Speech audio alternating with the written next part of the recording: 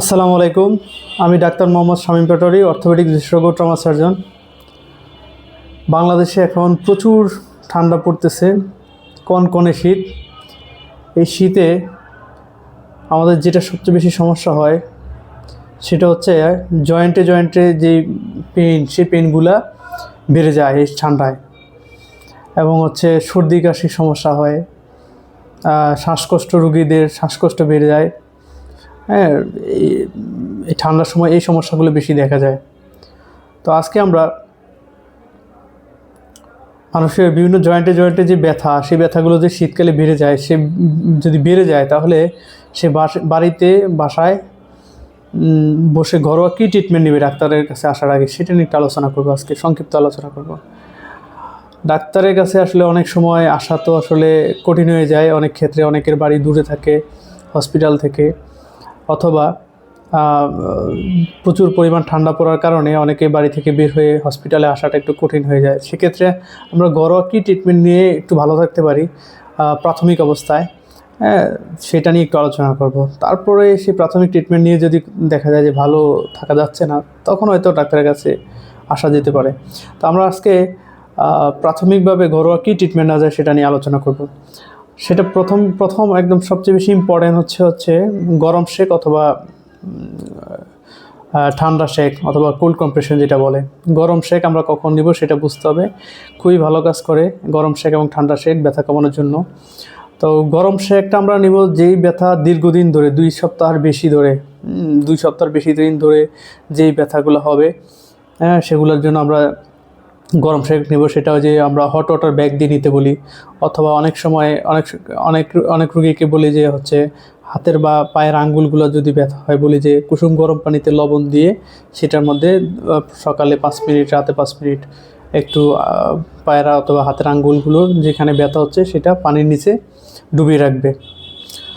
আর অন্যান্য জায়গায় যদি হয় শরীরের অন্যান্য জয়েন্টে, সেক্ষেত্রে বলি আমরা হট ওয়াটার ব্যাগ দিয়ে কম্প্রেশন দিতে, অথবা অনেকে হচ্ছে কাপড় দিয়েও একটু সেঁক দেয়, গরম করে একটা কাপড়কে, সেটা যেভাবে দিতে পারে।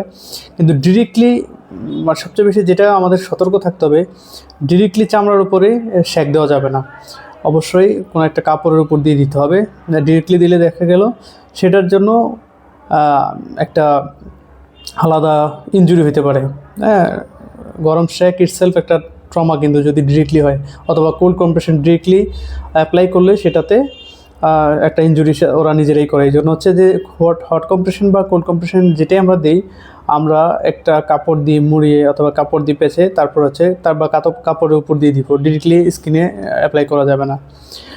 তো এটা হচ্ছে বললাম ক্রনিক পেইন যেগুলো হয়, যেমন অস্টিওআর্থ্রাইটিসের পেইন, রিউমাটয়েড আর্থ্রাইটিসের পেইন, এরকম ক্রনিক পেইন যেগুলা, সেগুলোতে আমরা হচ্ছে হট কম্প্রেশন দিই। আর কোল্ড কম্প্রেশন মানে বরফ শেক, সেটা আমরা কী করে বলি, কিছু বরফকে টুকরো টুকরো করে সেটাকে কাপড়ে অথবা গুঁড়ো করে হচ্ছে একটা কাপড়ে পেঁচিয়ে তারপর হচ্ছে শেক দেওয়ার জন্য। সেটা আমরা সাধারণত একিউট কন্ডিশন, একিউট পেইন যেগুলো বলে, মানে 1 সপ্তাহ বা 10 দিনের মধ্যে যে পেইন, যে যদি দেখি যে আমরা জয়েন্টগুলো ফুলে গেছে এবং হচ্ছে জয়েন্টে হচ্ছে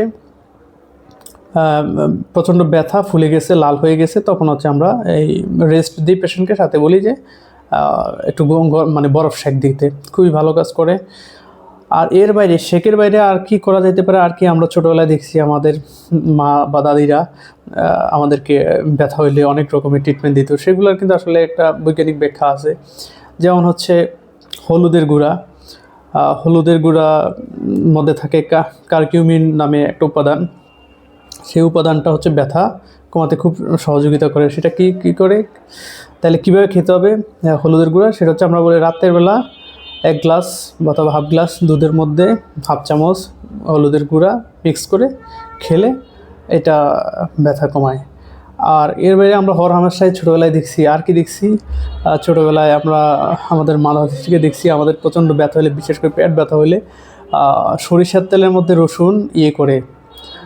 রসুন গরম করে সেটা নাভিতে বা পেটে যেখানে ব্যথা ওখানে দিলে ব্যথা কমে যাচ্ছে। এটা আসলে বৈজ্ঞানিক ব্যাখ্যা আছে। তো আমরা ওইটাই করতে পারি, সরিষার তেলের মধ্যে কয়েক কোয়া রসুন গরম করে বা সিদ্ধ করে সেটা হচ্ছে আমরা ব্যথাস্থানে আলতোভাবে লাগিয়ে দিতে পারি। মালিশ করা যাবে না, আলতো হাতে লাগিয়ে দিতে পারি। তারপরে হচ্ছে আদা চা, এটারও একটা ভালো ব্যথা কমাতে সহযোগিতা করে। আর কি করা যেতে পারে, আর হচ্ছে স্ট্রেসিং, জয়েন্ট স্ট্রেসিং করা যেতে পারে, যেখানে যেই সব জয়েন্টে ব্যথা, অনেক সময় দেখা যায় সকালবেলা ঘুম থেকে উঠলে জয়েন্টে ব্যথা এবং আটকে থাকতেছে, ওই সব জয়েন্টগুলোতে কী করা যায়, স্ট্রেসিং এক্সারসাইজ করা যেতে পারে। তো স্ট্রেসিং এক্সারসাইজগুলো আপনারা এক একটা জয়েন্টের মধ্যে এক এক রকম স্ট্রেসিং এক্সারসাইজ, সেগুলো আপনাদের যেখানে ব্যথা সেটা সে অনুযায়ী আপনারা ইউটিউবে সার্চ দিয়ে দেখে ফেলতে পারেন যে আমার এই জয়েন্টে কি স্ট্রেসিং এক্সারসাইজ, যেমন হাঁটুর স্ট্রেসিং এক্সারসাইজ, তারপর হচ্ছে অ্যাঙ্কেলের, অথবা যে কোনো জয়েন্টের স্ট্রেসিং এক্সারসাইজ লিখলেই ইউটিউবে অনেক ভিডিও আছে, এগুলো দেখে স্ট্রেসিং এক্সারসাইজ করতে হবে। আর হচ্ছে যে জিনিসগুলো করতে হবে সেটা হচ্ছে এই শীতের সময় অতিরিক্ত চিনি, অতিরিক্ত লবণ খাওয়া বাদ দিতে হবে। অতিরিক্ত চিনি, অতিরিক্ত লবণ খাওয়া বাদ দিতে হবে। প্রচুর পরিমাণে পানি খেতে হবে। আর যেটা করতে হবে, ক্যালসিয়াম সমৃদ্ধ, ভিটামিন ডি এবং ক্যালসিয়াম সমৃদ্ধ খাবার প্রচুর পরিমাণে খাইতে হবে, তাহলে ব্যথা অনেকটা কম। যেমন ভিটামিন ডি এবং ক্যালসিয়াম সমৃদ্ধ খাবার কী আছে, সেটা হচ্ছে দুধ, প্রচুর পরিমাণে ক্যালসিয়াম আছে দুধে। তারপরে ডিমের কুসুমে ভিটামিন ডি আছে। তারপর হচ্ছে ছোটো মাছ, সামুদ্রিক মাছ, এগুলা খেতে হবে। তো ঠিক আছে, ভালো থাকবেন সবাই, সুস্থ থাকবেন। আসসালামু আলাইকুম রহমতুল্লাহ।